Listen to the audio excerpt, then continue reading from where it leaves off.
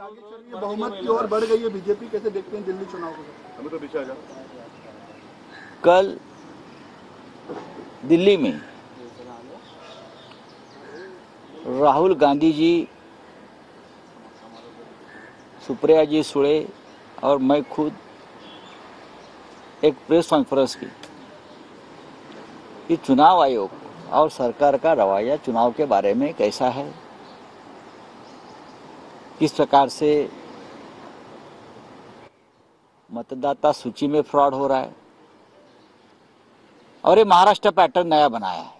तो मैंने भी कल कहा कि दिल्ली में भी महाराष्ट्र पैटर्न लागू किया है और महाराष्ट्र पैटर्न जैसा है वैसा ही दिल्ली में काम चल रहा था। चुनाव आयोग आंख बंद करके बैठा था और मुझे कल पूछा, मैंने कल कहा कि 39 लाख वोट जो महाराष्ट्र में 5 महीने में बढ़े, उसका आगे क्या होगा? तो मैंने ये कहा, ये 39 लाख वोट अब बिहार में शिफ्ट हो जाएंगे, उसमें से कुछ दिल्ली में भी आए हैं। लेकिन प्रधानमंत्री 10 साल से दिल्ली में थे, लेकिन वो दिल्ली नहीं जीत पाए।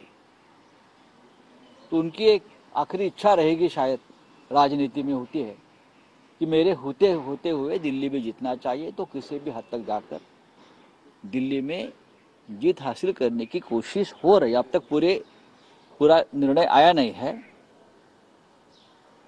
कांटे की टक्कर है।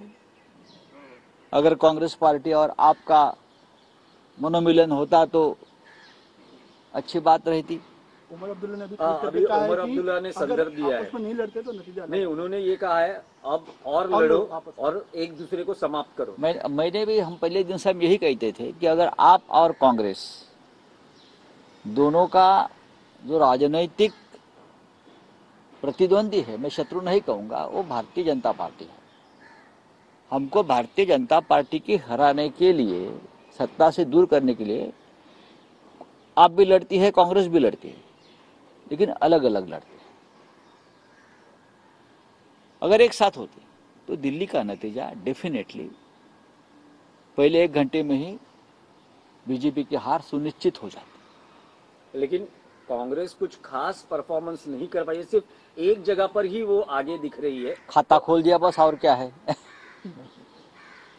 खाता खोलने के लिए ही सब लोग उतरते हैं मैदान में, लेकिन उससे हमको सबक लेना चाहिए। सबसे पहले दिल्ली में 5 साल से केजरीवाल सरकार को कोई काम करने नहीं दिया। जो लेफ्टिनेंट गवर्नर है वो गुजरात से लाए हैं, मिस्टर सक्सेना, आपको मालूम है। लेफ्टिनेंट गवर्नर के हाथ में पूरी ताकत, सभी प्रमुख नेताओं को भी जेल में डाल दिया। उसका भी ये नतीजा है।